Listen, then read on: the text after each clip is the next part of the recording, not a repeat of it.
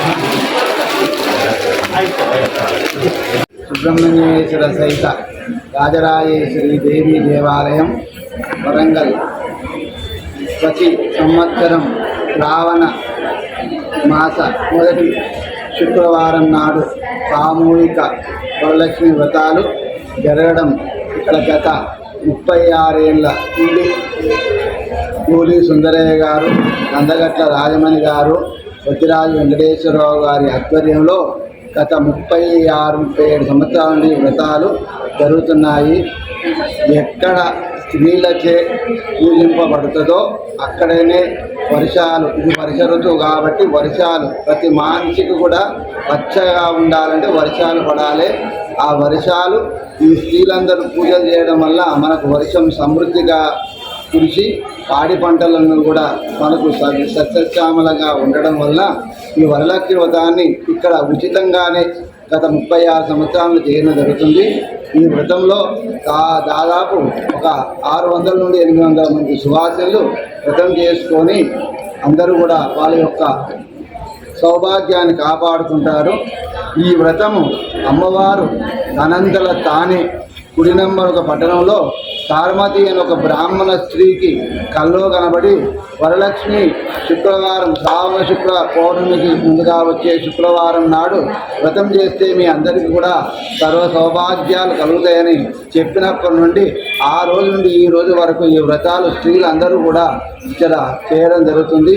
లోకా సమస్తా సుఖినో భవంతు. జగదంబా మహారాజ్ఞికి జై.